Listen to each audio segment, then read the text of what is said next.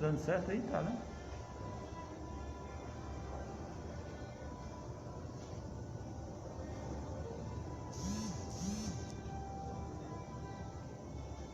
Aqui já.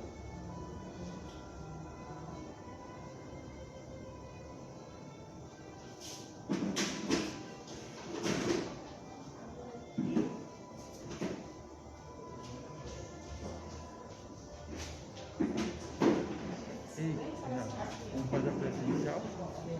Para a presencial. O velho faz. O cara mandou fazer.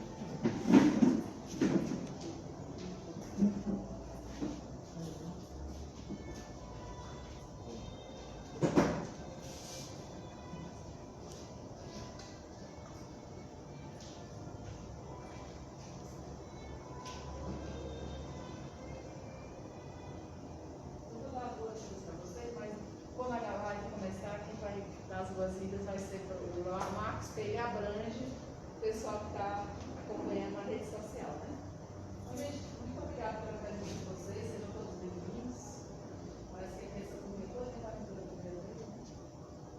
Bom, estão se sentindo à vontade, seguros, tem algum aqui, né? Porque o que a gente pode oferecer de melhor hoje para uma pessoa é karaoke, né? Não para aprender, viu? Só para fazer a esterilização, né? Quer agradar alguém hoje, dê uma máscara, ou então um álcool gel, né? As duas coisas mais agradam hoje, né? Vocês podem se sentirem seguros na casa, abrir as janelas, ventilador, tem álcool, vocês estão numa distância boa, fiquem tranquilos, né? E vamos mentalizar que nesse momento vocês estão aqui para assistir essa palestra. Nós não estamos sozinhos, a espiritualidade, a equipe da casa está aqui conosco. Nós não vamos ter paz individual, mas durante toda a palestra, durante a prece, nós podemos receber esse passe. Tudo está aqui, ó, na nossa cabeça. É só pensar, pedir aí a ajuda do anjinho da guarda, tá? Ele deve estar feliz com a presença de vocês aqui, certamente irá ajudar. Tá bom? Agora é com o Marcos.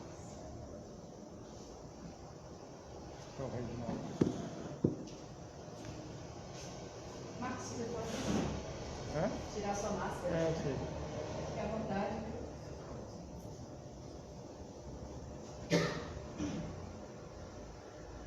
Eu não falei, meu nome é Alberto, né, gente?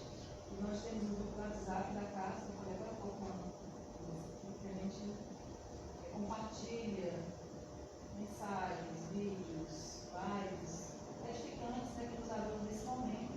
Então, depois, quem quiser me dar o telefone, eu posso incluir no grupo e vocês ficam sabendo o que a casa está ofertando, tanto presencial quanto online. Tá bom? Aí, no final aqui da palestra, a gente pode anotar os telefones e fazer essa inclusão. Tá bom? Posso ir?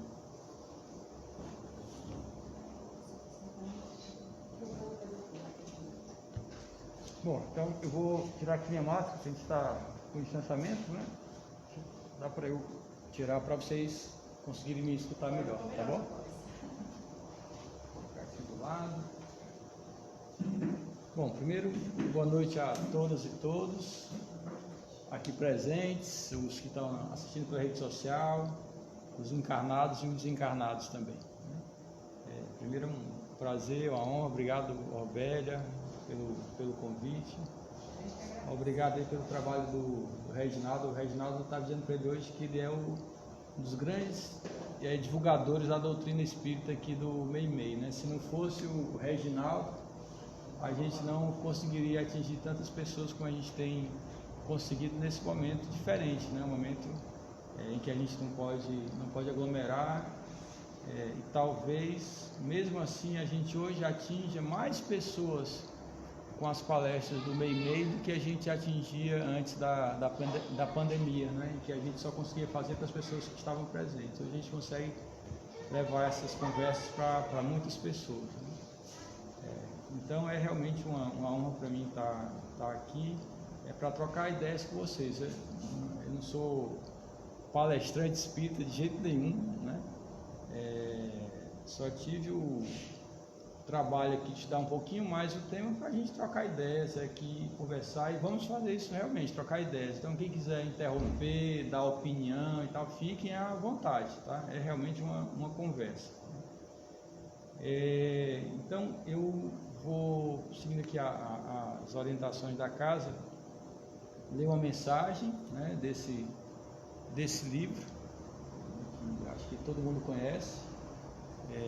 Um livro de mensagens de Meimei. Meimei é a mentora espiritual da casa, né? Vou abrir aqui aleatoriamente. E a mensagem que eu abri aqui foi a mensagem número 26, remédio fortificante.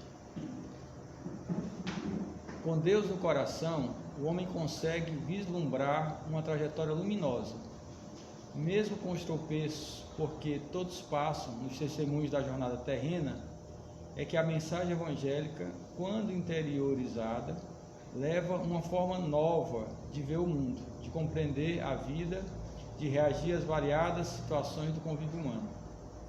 Nos momentos difíceis em que as investidas do mal acontecem, em face das mais diversas tentações, o espírito encarnado pode comandar a sua vontade, buscando forças internas, tendo pensamentos elevados, lembrando-se de que é luz e de que deve fazer brilhar essa luz. Ela ilumina pensamentos, sentimentos e atitudes. Orai e vigiai, nos disse Jesus. A prece é a vacina que imuniza a mente, na luta contra sugestões maléficas de inteligências encarnadas ou desencarnadas. E a vigilância dos pensamentos é remédio fortificante que nos leva a sintonias positivas. Diz-me o que pensas, que eu te direi com quem estás em sintonia. Eis a frase sobre a qual o espírita deveria refletir, pois é com bons pensamentos que se abre a porta mental para a entrada de boas influências espirituais. Sejamos vitoriosos nas tentações da vida. O remédio está ao nosso alcance. Então, seguindo aqui os conselhos de Tia Meimei, né? Vamos então nesse momento procurar fechar os nossos olhos, esquecer um pouco nossos problemas, nossas aflições, nossas dificuldades, as agruras que a vida tem nos imposto, mentalizar a figura sublime do Mestre Jesus, agradecendo a Deus, nosso Pai, ao Mestre Jesus, aos nossos santos guardiões, a equipe de mentores espirituais da casa, pela oportunidade de estarmos aqui presentes, interagindo com a palavra do Cristo, sob a influência das energias benfazejas do plano espiritual da casa, sabedores que àqueles que são mais dados, mais será cobrado. Que os benfeitores espirituais possam nesse momento nos intuir, abrir nossas mentes para as palavras do Cristo, que essas palavras não cheguem até nós como letras mortas, que possam ser colocadas em prática no nosso dia a dia, ajudando-nos a compreender cada vez mais as nossas imperfeições, ajudando-nos a concretizar as promessas de progresso espiritual traçadas antes de aqui retornarmos.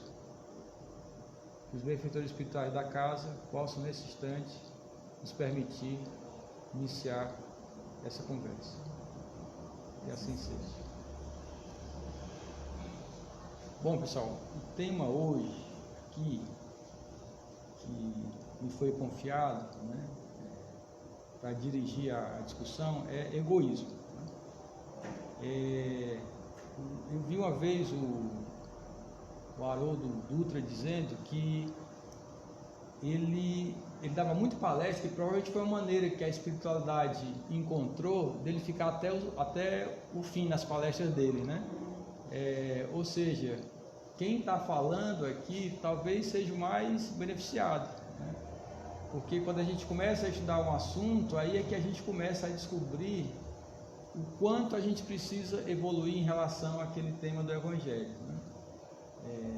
E aí, com certeza, não foi à toa que a espiritualidade me escolheu para falar sobre isso, porque isso é sem dúvida uma das características do meu espírito, que é o egoísmo.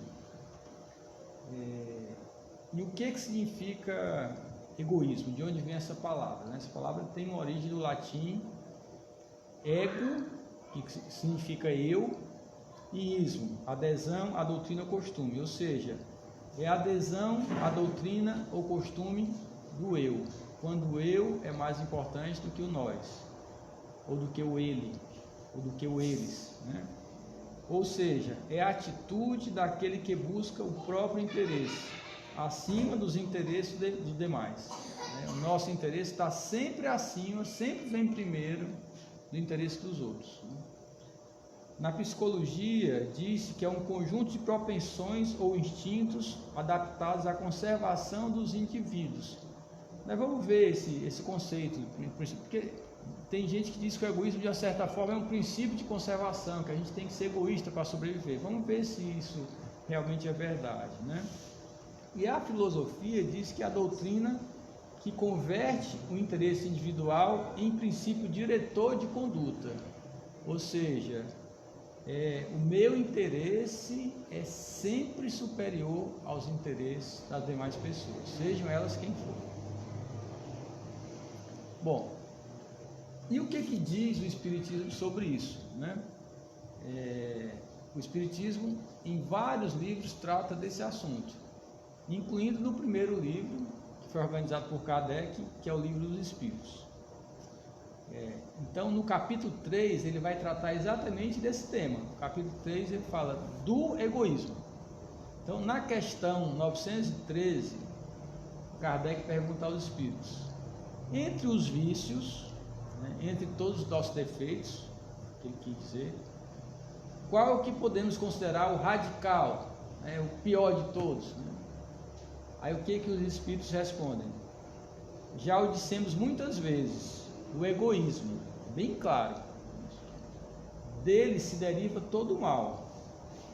Estudai todos os vícios e vereis que no fundo de todos existe o egoísmo. Por mais que luteis contra eles, não chegareis a extirpá-los enquanto não os atacardes pela raiz, enquanto não lhes houverdes destruído a causa. Que todos os vossos esforços tendam para esse fim, porque nele se encontra a verdadeira chaga da sociedade. Quem nesta vida quiser se aproximar da perfeição moral, deve extirpar do seu coração todo o sentimento de egoísmo, porque o egoísmo é incompatível com a justiça, o amor e a caridade. Ele neutraliza todas as outras qualidades. Então, é bem claro aqui, o Livro dos Espíritos, né, os Espíritos, quando eles falam que o pior dos nossos defeitos é o egoísmo, e que dele derivam todos os outros defeitos. Tudo que a gente possa imaginar de defeito que a gente tenha, na origem desses defeitos está o nosso egoísmo, e que a gente não consegue extirpar os outros defeitos enquanto a gente não atacar o mal pela raiz, ou seja, enquanto nós não atacarmos o nosso egoísmo, né? Ele diz então que o egoísmo é a verdadeira chaga da sociedade. Então não é uma chaga só individual. Os problemas da sociedade, eles estão relacionados ao egoísmo que nós temos, né, enquanto indivíduos, né? Então, os problemas todos que a gente passa na sociedade são secundários ao egoísmo que ainda caracteriza a humanidade, né? E ele diz que esse sentimento é incompatível com aquilo que a gente tem por objetivo numa sociedade, né? A gente quer, né, pelo menos deveríamos querer, que a sociedade, que a gente tenha dentro de uma sociedade mais justiça, mais amor e mais caridade. Então, se a gente for pensar aqui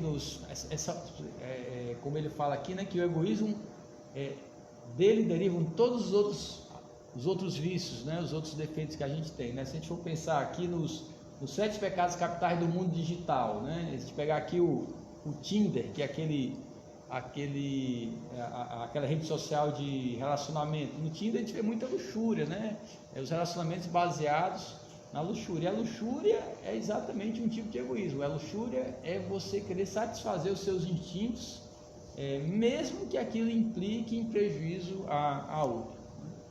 A gula lá do iFood, né? A gente muitas vezes pede no iFood mais com os olhos do que com o estômago e com as nossas necessidades também. Isso é um tipo de egoísmo, né? Querer mais alimento do que a gente realmente precisa, enquanto tantos passam fome no mundo.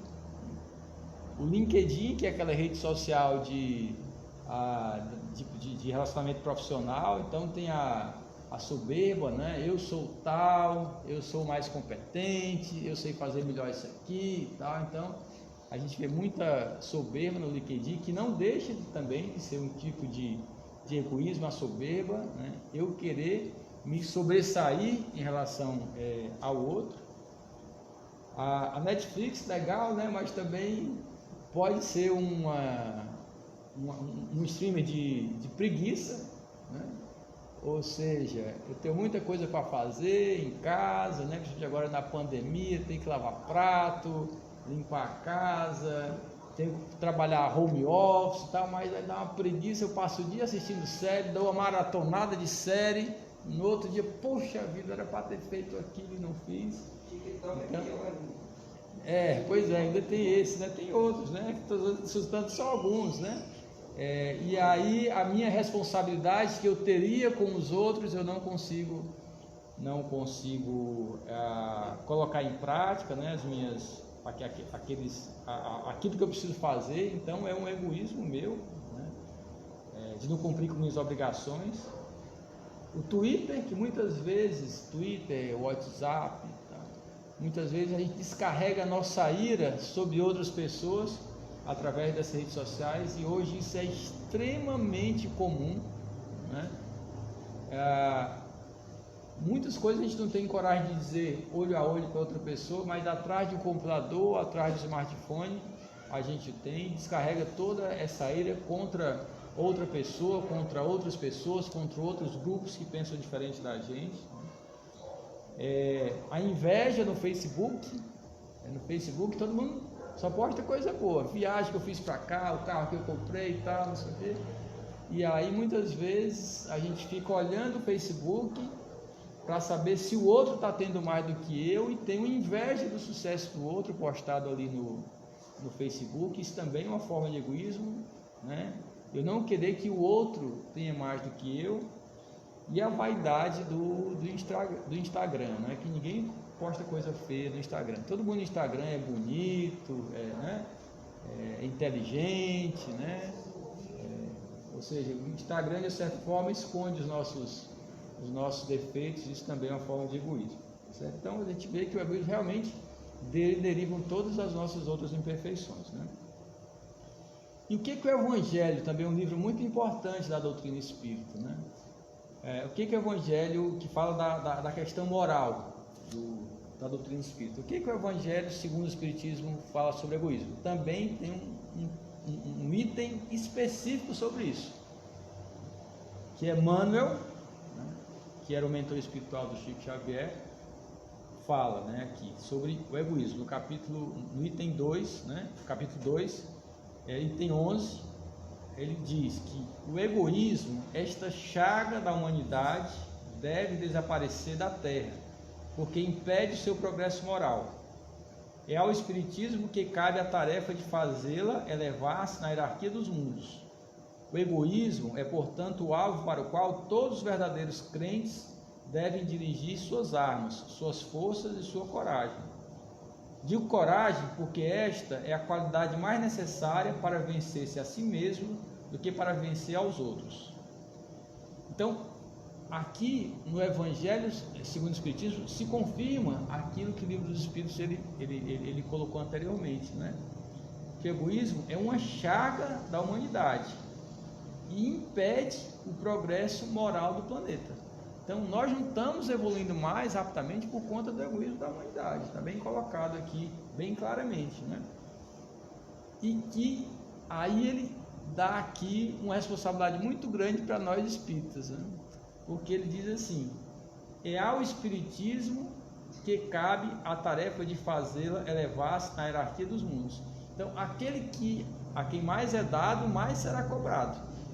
Então, quando a gente tem compreensão disso, né, e a gente continua sendo egoísta, né, a nossa, vamos dizer assim, responsabilidade, ela é muito maior do que aquele que não tem conhecimento sobre isso. Então, e ele diz aqui também, o Emmanuel, que é preciso coragem para vencer o egoísmo. Realmente é. Você não olhar para o seu próprio umbigo, achar que o interesse do outro pode estar acima do seu interesse, não é fácil. Não é fácil. Então precisa de coragem para vencer isso. E o Evangelho ainda diz, nesse mesmo capítulo, segundo Emmanuel, Jesus vos deu o exemplo da caridade e Pôncio Pilatos o do egoísmo, porque enquanto o justo vai percorrer as santas estações do seu martírio, Pilatos lava as mãos dizendo: que me importa? Disse mesmo aos judeus: este homem é justo, por que quereis crucificá-lo? E no entanto deixa que o levem ao suplício. Então Pilatos, ele tinha um cargo importante, lá na Judéia, romano ele era, mas ele quis ficar de boa lá com os representantes dos judeus, com os sacerdotes. Então Jesus, quando ele veio há 2000 anos atrás, ele foi um revolucionário. Ele foi de encontro a muitos interesses, de pessoas que tinham o poderio religioso e inclusive o poderio econômico na época. E por conta disso ele foi perseguido e foi condenado à morte, mesmo de forma injusta. E Pilatos sabia que ele estava sendo condenado de forma injusta, e Pilatos poderia salvá-lo. Mas mesmo sabendo disso, o egoísmo dele, para que ele ficasse bem lá do ponto de vista do trato com aquela sociedade, que os poderosos é quem estavam condenando Cristo. Tem falando de Netflix, de série da Netflix, tem uma série chamada Madalena, que ela é baseada nesses fatos históricos, que conta muito bem essa história. Quem tiver a oportunidade de assistir, eu recomendo, quem quiser maratonar essa série, é uma série bem interessante, e mostra bem isso, o quanto os interesses de Pilatos, eles foram preponderantes naquele momento da condenação de Jesus, para que ele pudesse ficar bem lá como governador e soube, sem que os poderosos sacerdotes da época fossem de encontro aos interesses dele, inclusive interesses econômicos. Pascal, nesse mesmo capítulo sobre egoísmo, ele fala o seguinte: se os homens se amassem reciprocamente, a caridade seria mais bem praticada, mas para isso seria necessário que vos esforçasseis no sentido de livrar o vosso coração dessa couraça que o envolve, a fim de torná-lo mais sensível ao sofrimento do próximo. O Cristo nunca se esquivava. Aqueles que o procuravam, fossem quem fossem, não eram repelidos. A mulher adúltera, o criminoso, eram socorridos por ele, que jamais temeu prejudicar sua própria reputação. Quando, pois, o tomareis por modelo de todas as vossas ações? Se a caridade reinasse na terra, o mal não dominaria, mas se apagaria envergonhado. Ele se esconderia, porque em toda parte se sentiria deslocado. Seria então que o mal desapareceria. Penetrai-vos bem disso. Então o que Pascal quer dizer aqui com isso?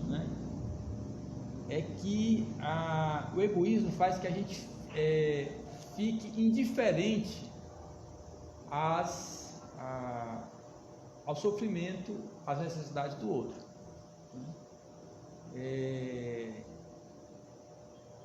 eu falo que assim,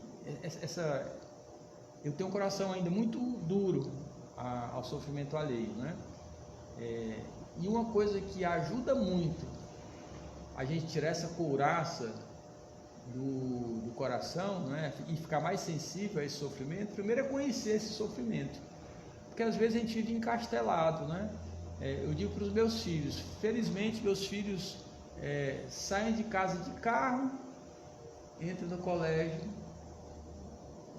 chegam na porta do colégio de carro, vão sair, vão de carro ou de táxi, entram no local que eles querem ir, voltam para casa de carro ou de táxi, né? Nunca vão no supermercado porque você nem sabe nem o preço de um quilo de arroz, porque a gente é que compra, bota lá em casa e tem, né? Graças a Deus a gente tem o que comer, tem o que vestir, né? Então eu digo para eles que eles não conhecem a realidade do mundo. Isso não é a realidade do mundo, isso é a realidade de uma pequeníssima parcela da população do mundo, né? Então como é que eles podem ficar sensíveis ao sofrimento do outro se eles não sabem o que é o sofrimento do outro?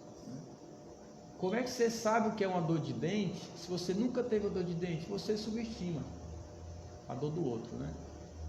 Eu conto sempre essa história. Eu sou médico, quando as mães, eu era novinho, chegavam as mães, eu sou médico e sou otorrino, e as mães chegavam com os filhos com dor de garganta, dor de ouvido e tal, e com febre, e chegavam lá desesperados: ai meu Deus, doutor, acuda meu filho, não sei o que. Eu disse: como é que pode uma besteira dessa, uma dorzinha de garganta, uma febre velha dessa, uma dor de ouvido, e a mãe desesperada desse jeito? Rapaz, que absurdo isso. Até meu filho ter a primeira doença respiratória. Aí eu não era pai, depois fui pai, e meu filho com 6 meses teve uma doença respiratória que quase precisa se internar. E eu também, aí foi quando eu falei: poxa, rapaz, eu estou sentindo agora a mesma dor que aquelas mães sentiam quando levavam os filhos dela para mim, né? Então é importante você se colocar no lugar do outro para entender a dor do outro, para entender o sofrimento do outro. E a prática da caridade, né, a gente não vai deixar de ser egoísta de uma hora para outra, não existe isso, né? A natureza toda não dá saltos, então é um processo. Então a prática da caridade é um treinamento para a gente vencer o nosso egoísmo, né? Isso que a gente faz, a gente tem um trabalho no MEI que chama Estrada do Amor, e que a gente faz uma atividade assistencial, entre tantas que o MEI faz, estou dizendo essa porque essa eu participo, na Praça da Igreja da Glória, né? E toda terça-feira que a gente vai assistir aquelas pessoas, né, mesmo sendo uma gotinha de água num oceano de miséria, né, mas aquilo ajuda mais a gente que está entregando aquelas quentinhas que propriamente a eles, né? Então é um treinamento para tirar essa couraça do nosso coração, e esse treinamento é muito importante para vencer o nosso egoísmo. E a gente, assim, obviamente que a gente tem vários exemplos que nos ajudam, né, o nosso modelo maior é Jesus, mas a gente está tão longe de Jesus, né? Eu já li uma vez que a gente está mais próximo da nossa evolução de ameba até agora do que da nossa evolução de agora até Jesus, né? Nós estamos muito distantes, mas é o nosso modelo, é a nossa meta, longe ainda de ser alcançada. Mas nós tivemos muitas pessoas aqui na Terra que foram nossos exemplos. O Evangelho pede: começai por dar o exemplo vós mesmos, sede caridosos para com todos indistintamente, e esforçai-vos para não atentar nos que vos olham com desdém.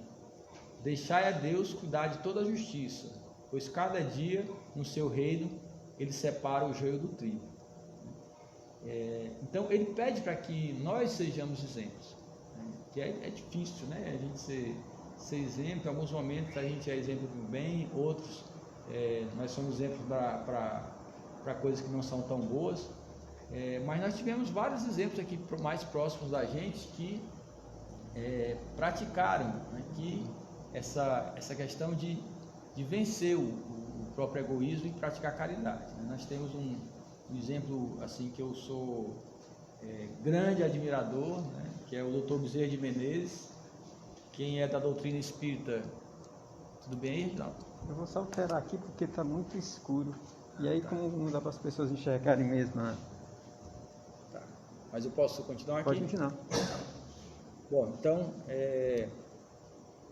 Dr. Bezerra de Menezes, ele foi um médico cearense, né, que foi fazer medicina no Rio, e lá ele demonstrou todo a sua grandeza espiritual, né, quando ele atendia as pessoas que o procuravam e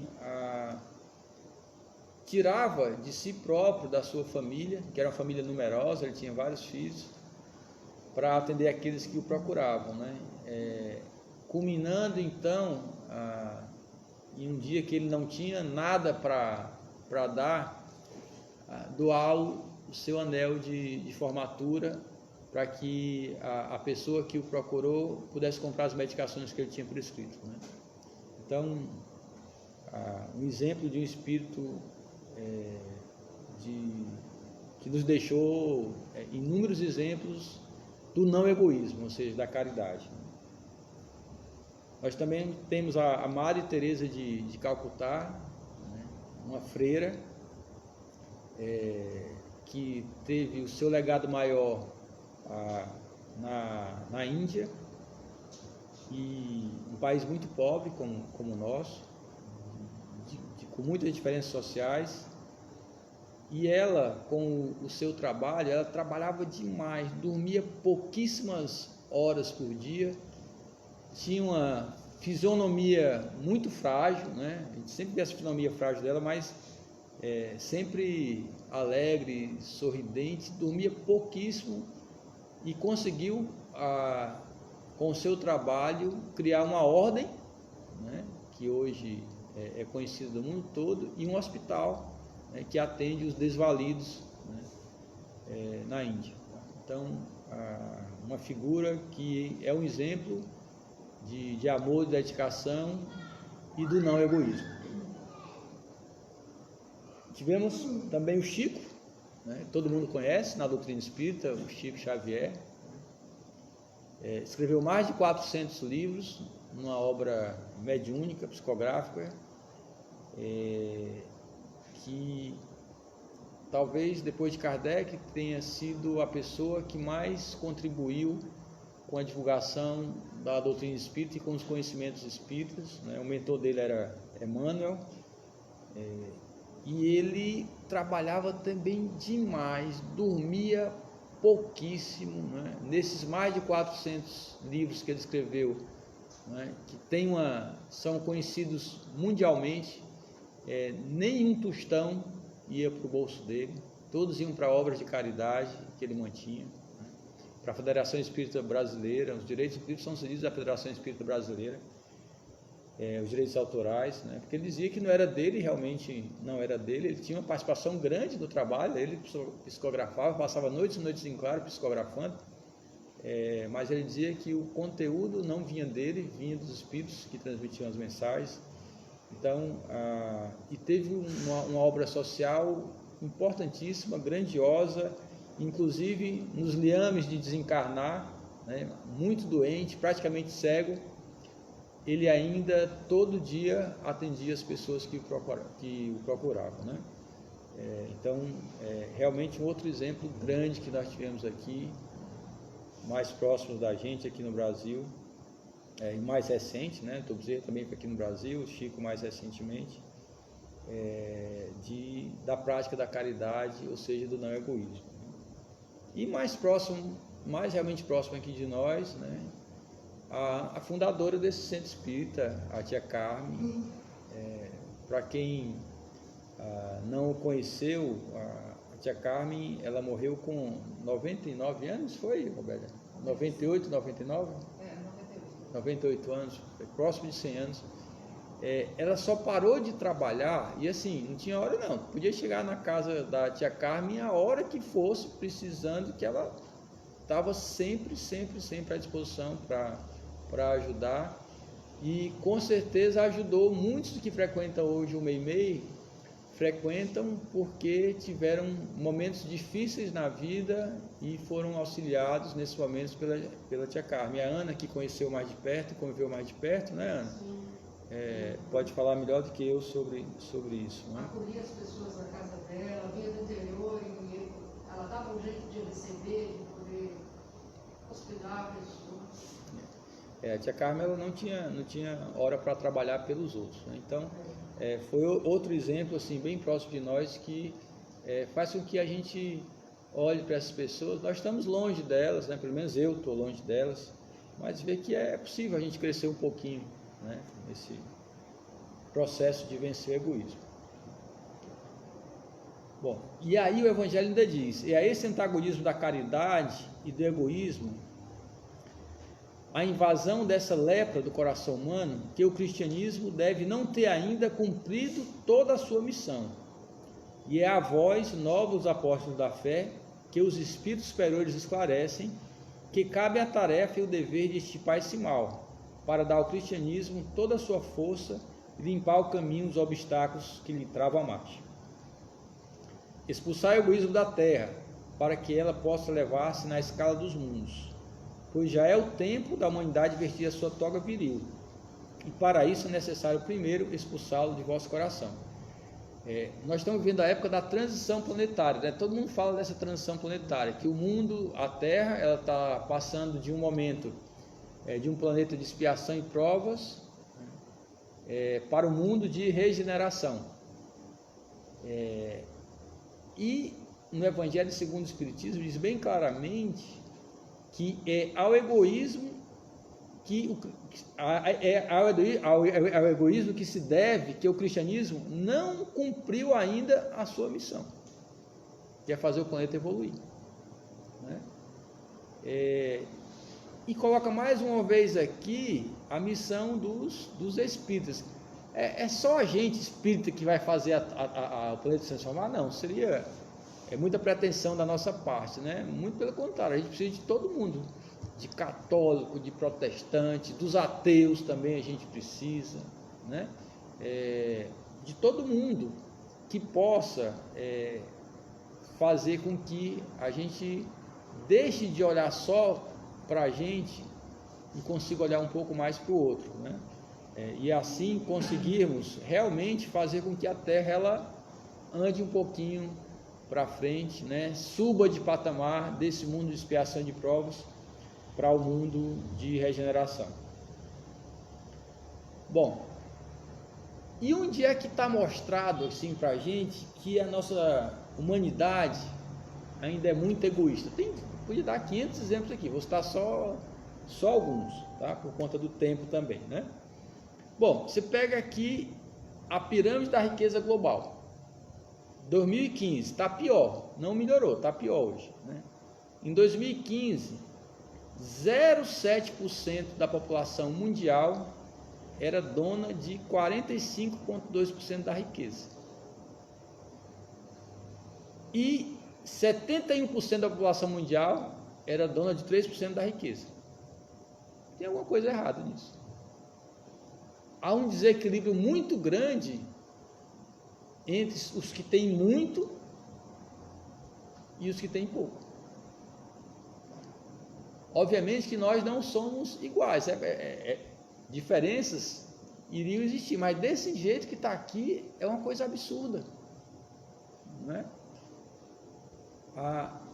O egoísmo está inserido aqui nas causas dessas diferenças, não tenho dúvida disso, não tenho dúvida nenhuma, né? Aqueles que têm mais querem cada vez acumular, e aqueles que têm menos têm mais dificuldade de ter uma vida mais digna, mais dificuldade inclusive às vezes de comprar o pão de cada dia. Essa é a realidade da maioria da população mundial, infelizmente.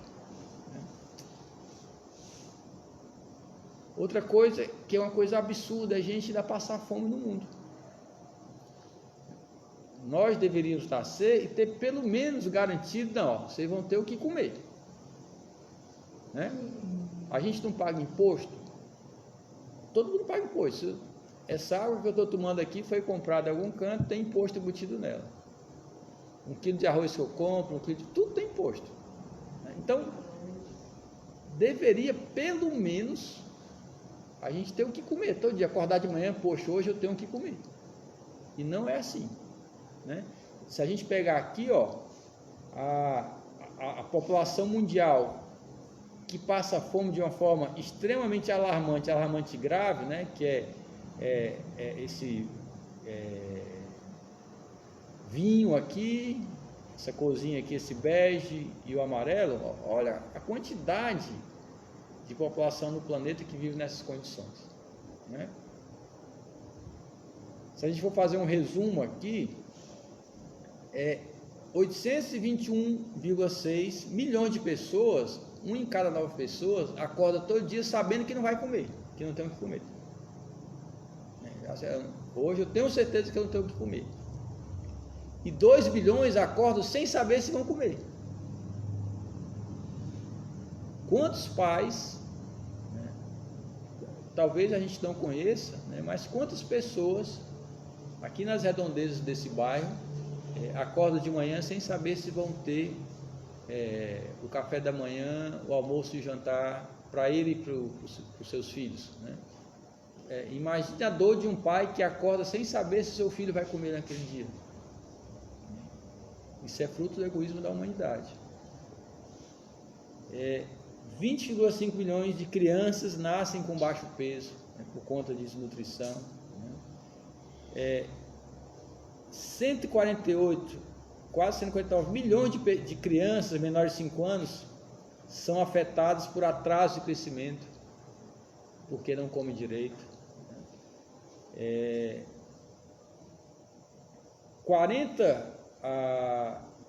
Quase 50 milhões de crianças são afetadas por baixo peso para a estatura.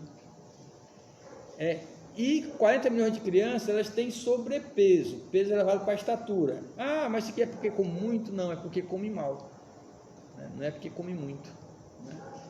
É porque tem carboidrato na alimentação, que é mais fácil de adquirir e mais barato, e não tem proteína, não tem vitamina. Aí fica com sobrepeso, mas um sobrepeso que traz doença, não traz saúde. Se a gente pegar aqui fonte do PNAD, né, no Brasil, pessoas que vivem com renda na família com menos de R$70 por mês. Imagina aí, quem consegue aqui viver com menos de R$70 por mês? Mais do que isso, eu digo para vocês, às vezes eu gasto numa refeição. E tem pessoas que precisam viver com menos do que isso per capita, né, na família por mês, né? Então, olha a quantidade, né, de pessoas, né? Aqui a gente foi o plano real, que mudou a moeda, a gente perde um pouco o parâmetro, mas houve uma tendência de diminuição com os programas de transferência de renda, né, até mais ou menos aqui 2012, 2014, aí já estamos subindo de novo, né? Quer dizer, a desigualdade tem aumentado novamente no país. Outra coisa que mostra essa desigualdade e esse egoísmo, né, que é característica da humanidade, se a gente pegar aqui, né, dados também do IBGE, de 2014 a 2019, somente os 10% mais ricos tiveram aumento da sua renda per capita. 90% das pessoas tiveram piora da sua renda. E quem teve pior queda na renda foram os 20% mais pobres. Está errado isso, não pode ser assim. A gente não pode deixar que a humanidade continue dessa forma. Nós temos que encontrar maneiras de vencer o egoísmo que ainda nos é característico, para que isso não, né, a gente que está numa situação melhor, né, olhe mais para aqueles que estão em situação pior. Para que outra forma de egoísmo mais gritante do que você tirar a vida do outro? A encarnação da gente é um momento assim importantíssimo, porque é através da encarnação que a gente evolui, que a gente progride. Se a gente progride, a gente é mais feliz. Então, a busca da nossa felicidade está diretamente ligada às nossas encarnações. Com certeza hoje nós somos mais felizes do que nós éramos quando nós encarnamos na época do Cristo, porque nós evoluímos, tivemos 2000 anos para evoluir, né? Então, a não ser que a gente tenha estagnado esses 2000 anos, pode acontecer também, né? Mas teoricamente a gente evoluiu nesses 2000 anos. Então a evolução faz a gente ser feliz. Então não tem coisa pior do que você tirar a vida de outra pessoa, tirar a chance dele evoluir, tirar a chance dele ser feliz. Existe uma fila enorme de espíritos querendo reencarnar, enorme, né? Eu não sei, é 4 ou 8 vezes a população de espíritos encarnados, não lembro exatamente, mas é muito grande.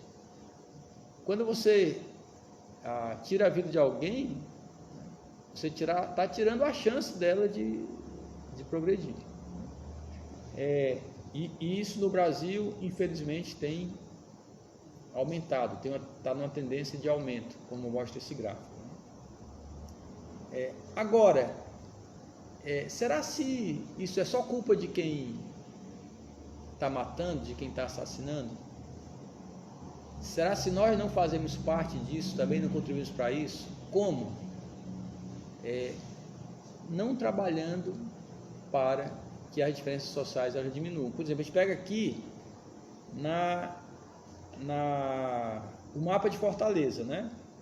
Pegando aqui o laranja e o vermelhinho, que é onde tem mais homicídio. Onde é que tem mais homicídio? Na periferia, pessoal.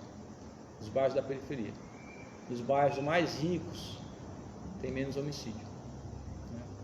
Então, que tipo de assistência está sendo dada a esses jovens que vivem nas periferias? Que tipo de educação está sendo oferecido para esses jovens que vivem nas periferias, né? Será se o jovem que vive na periferia, né, a qualidade da escola que ele tem, às vezes com o desequilíbrio da família e os pais não têm acesso a um serviço de assistência que permita diminuir um pouco esse desequilíbrio? Será que eles têm a mesma oportunidade que o meu filho, que estuda numa escola boa, que tem uma família relativamente equilibrada, né? Então, essa violência é fruto também da desigualdade. A violência é menor nos países que são menos desiguais. Isso é fato. E a questão da meritocracia, né? Nós muitas vezes não somos favoráveis a programas que auxiliem as pessoas que têm menos condição. Vou dar um exemplo aqui, né? O Enem tem o Enem para quem estuda em escola particular e estuda em escola pública, né? E aí alguns colegas dizem: poxa, mas aí você está acabando com a meritocracia. Mas que meritocracia é essa? É igual essa imagem aqui que eu gosto de usar sempre, né? Vou comparar meu filho, estudou a vida toda em escola boa, família equilibrada, transporte, alimentação, livro, o que ele quiser, tem lá em casa, e um que não tem, sai de casa sem nem tomar o café da manhã porque não tem o que comer, né? Que estuda numa escola que a qualidade não é tão boa, né? Eles estão competindo igual, né? Então, como é a meritocracia, se um parte, é uma corrida de 200 metros, um parte do zero e o outro parte já nos 100 metros lá na frente, né? Então a gente tem que pensar nisso também. Outra forma de egoísmo é quando a gente encara a morte de entes queridos de forma desesperada. O que o Evangelho fala sobre isso?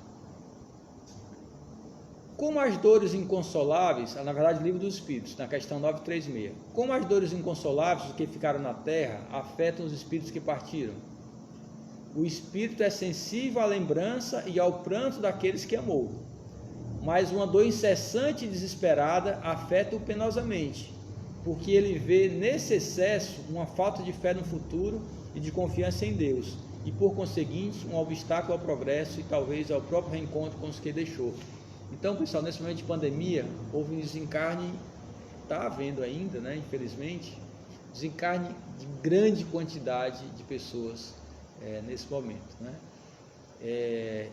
E a gente vê que aqueles que ficam, muitos ficam desesperados, né? Desesperados, deprimidos, não querem continuar a vida também, muitos pais que perderam filhos, filhos que perderam pais, e deve ser uma dor que eu pessoalmente não gostaria de passar, perder um filho, por exemplo, né? Não imagino o quanto essa dor deve doer, né?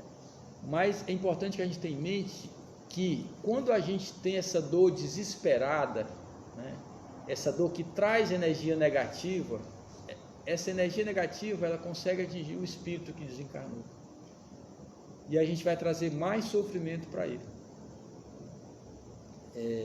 Eles sentem essa energia que parte da gente. É errado ter saudade? Claro que não, é normal ter saudade. Se um filho meu ele vai para um passeio do colégio, eu fico com saudade, imagine no desencarne.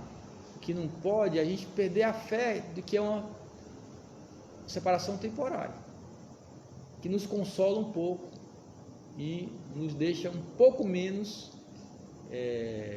desesperados. Quer dizer, o ideal é que a gente não fique de jeito nenhum desesperado, né? Que a gente tenha a dor, mas uma dor que não traga essa energia negativa para o que desencarnou, prejudicando também. Eu gosto muito dessa comparação que o Livro dos Espíritos ele faz. Estando o espírito mais feliz do que na terra, lamentar que tenha partido é lamentar que ele seja feliz. Dois amigos estão prisioneiros e enfermos na mesma cadeia. Ambos devem ter um dia a sua liberdade, mas um deles a obtém primeiro. Haveria caridade se aquele que ficou se entristecesse por seu amigo ter se libertado antes dele? Não seria mais egoísmo do que afeição de sua parte querer que ele partilhasse do seu cativeiro e dos sofrimentos por mais tempo? O mesmo acontece entre dois seres que se amam na terra. Aquele que parte antes é o primeiro a libertar-se e devemos felicitá-lo por isso, aguardando com paciência o momento em que também nos libertaremos. Difícil isso, né? Ele está dizendo aqui que é como se a terra é uma prisão. Nós estamos aqui presos na terra. Aí uma pessoa que a gente ama muito consegue se libertar, é como se ele estivesse dentro de uma cadeia preso e um amigo nosso conseguisse sair primeiro que a gente. O pensamento que a gente deveria ter seria esse, né? E, infelizmente a gente não tem, né? Por conta do nosso egoísmo. Outra coisa que acontece é que as próprias instituições elas estimulam a gente a ser egoísta, né? Quando eu fui colocar meus filhos na escola, em muitas delas eu percebia essa competição estimulada desde cedo, criança pequena, em colégio em que se dizia, não, esse que está do seu lado não é seu colega, é seu concorrente, você tem que encarar como concorrente. Que coisa mais absurda isso, né? Mas infelizmente algumas instituições, inclusive colégios, estimulam isso, porque acham que isso é coisa de evolução das espécies. Charles Darwin, né, que foi evolucionista, ele dizia que, bem pertinho lá de Kardec, quando ele lançou a obra dele, no século XIX, ele dizia que, em resumo aqui, que os mais fortes nas espécies é que sobreviviam, né? Então, baseado nisso, tem gente que ainda pensa dessa forma, que você tem que ser forte, para sobreviver na vida, para se dar bem, você tem que, nem que tem que derrubar o outro, né? Isso é egoísmo, né? Porque existem outras teorias, como a teoria de Lamarck, da evolução, que ele dizia o seguinte: aqui nós temos a célula é como se fosse um indivíduo. A célula tem respiração, tem excreção, tem nutrição. Tudo que a gente tem no nosso corpo tem dentro da unidade de célula. Então, nós evoluímos de seres unicelulares. Quando a gente foi evoluindo e as funções foram ficando mais complexas, ia precisando cada vez mais dessas coisinhas que estão dentro da célula, que são chamadas organelas. Então, tinha que encher de organela. Se enchesse muito de organela, o que ia acontecer? É igual um balão, aquela organela bem fininha, encher e estourar. Então, chegou um ponto que a gente não pode mais evoluir como ser unicelular. A gente teve que ser multicelular. E para ser multicelular, o que precisou fazer? Cada célula precisou se diferenciar e se especializar e cooperar, né? Então tem célula para a gente respirar, tem célula para a gente fazer a digestão, tem célula para a gente fazer a excreção, tem célula para as nossas funções nervosas. Então, essa diferenciação e cooperação foi que na verdade levou à nossa evolução.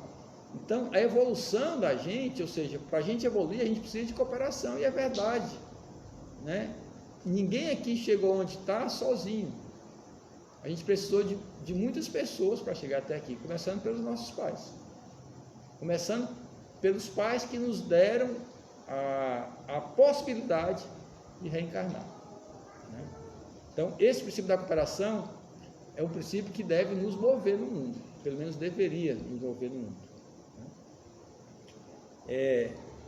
O Livro dos Espíritos ainda fala: estando o egoísmo fundado no interesse pessoal, parece difícil estipá-lo inteiramente do coração do homem. Chegaremos a isso, né?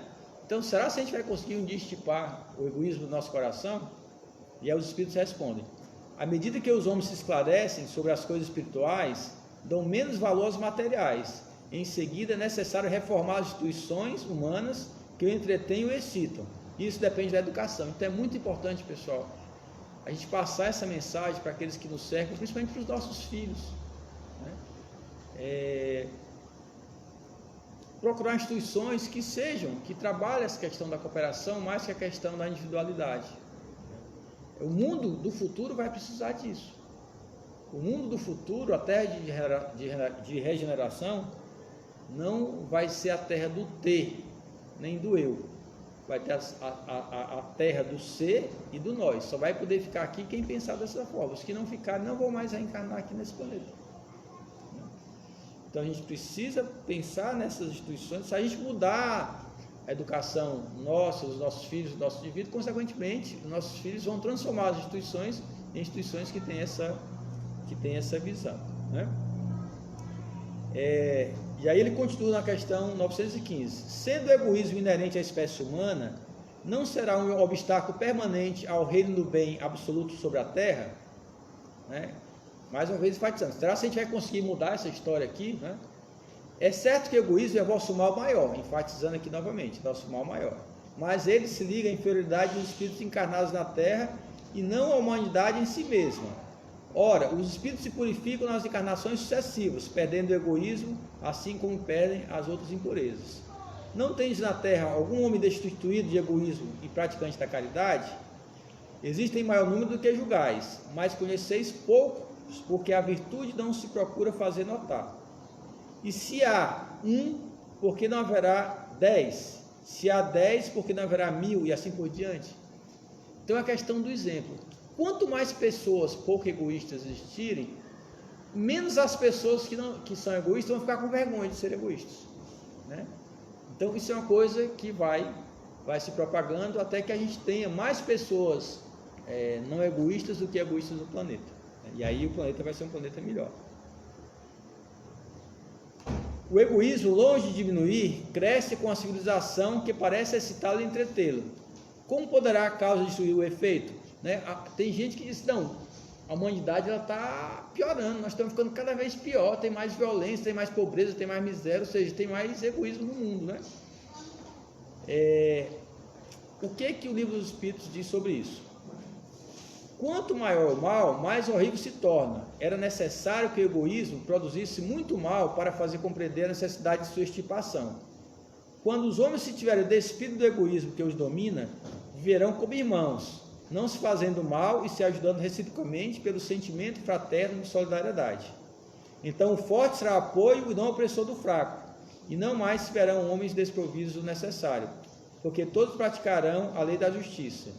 Esse é o reino do bem que os espíritos estão encarregados de preparar, né? Então, pessoal, a pleia de espíritos, os mentores espirituais da Terra, eles estão preparando esse mundo dessa forma. Cada vez mais encarnam espíritos que nos servem de exemplos, né? Os espíritos que vêm por aí, os nossos filhos, os nossos netos, os nossos bisnetos, são espíritos que vêm com esse pensamento aqui, né? O pensamento da coletividade. e não da individualidade. Os espíritos colocam isso bem claro. E a gente tem que preparar, mas só que a gente não deve esperar esses espíritos chegarem. A gente tem que se preparar, começar a construir a nossa individualidade enquanto espíritos encarnados a partir de agora, até para a gente poder merecer reencarnar nessa terra de regeneração, né? E qual seria o meio de destruir o egoísmo, né? Que dá um diagnóstico aqui. Qual é o remédio para isso? De todas as imperfeições humanas, a mais difícil de desenraizar é o egoísmo, porque se liga à influência da matéria, da qual o homem, ainda muito próximo da sua origem, não pode libertar-se. Tudo concorre para entreter essa influência, suas leis, sua organização social, sua educação. O egoísmo se enfraquecerá com a predominância da vida moral sobre a vida material, e sobretudo com a compreensão que o Espiritismo vos dá quanto ao vosso estado futuro real, e não desfigurado pelas ficções alegóricas. Ou seja, a gente vai viver toda a eternidade no plano espiritual, não é aqui na vida material, né? Esse tempo de vida material que a gente tem, por maior que seja, é insignificante durante toda a eternidade. Vai chegar um momento que a gente não vai precisar mais reencarnar, e a gente vai viver no mundo espiritual o resto da eternidade, né? Então, poxa, a gente ainda é tão materialista, sabendo que esse tempo é insignificante, que a nossa verdadeira vida é a vida espiritual, é a vida em espírito, né? Então, seria importante, seria mais lógico que a gente desapegasse das questões materiais e nos voltasse cada vez mais para as questões espirituais. Infelizmente, a gente ainda não está preparado para isso, a maioria de nós, né?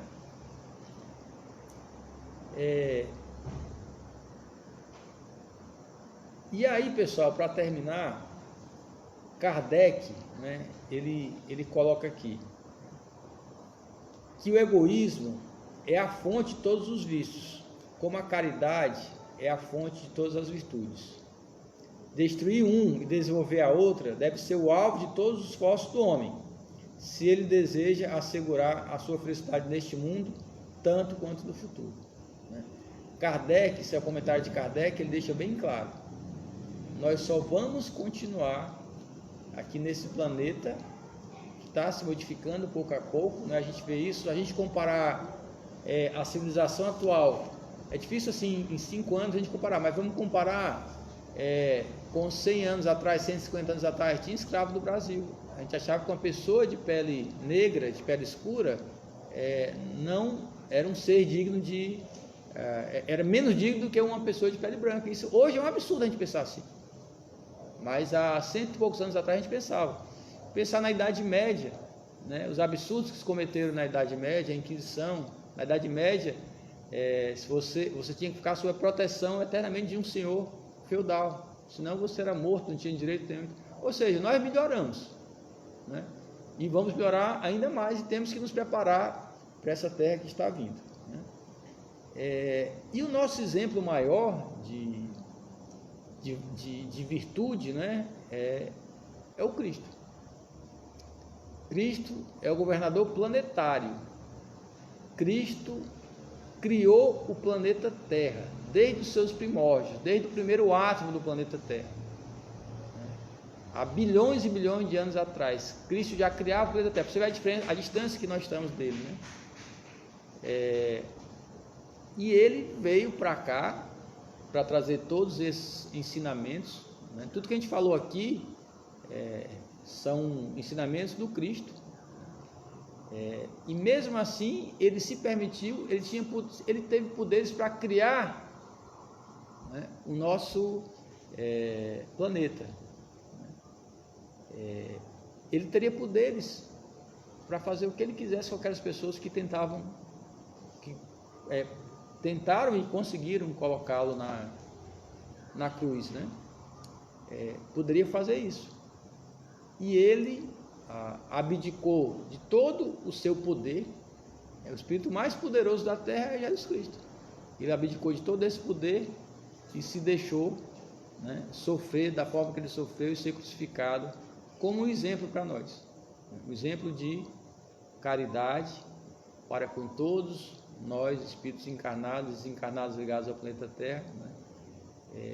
E é esse exemplo que a gente tem que buscar. Como?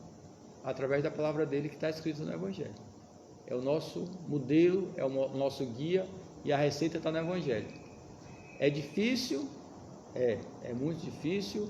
Por isso que eu disse que eu estou falando isso porque os Espíritos queriam que eu ficasse até o fim da minha palestra, né? Porque eu me incluo entre os egoístas, né? Obviamente, né? Mas é esse modelo que a gente tem que procurar, é esse modelo que a gente tem que seguir. Sigamos a palavra do Cristo, que a gente vai chegar lá. Tá bom? Muito obrigado a todos e a todas.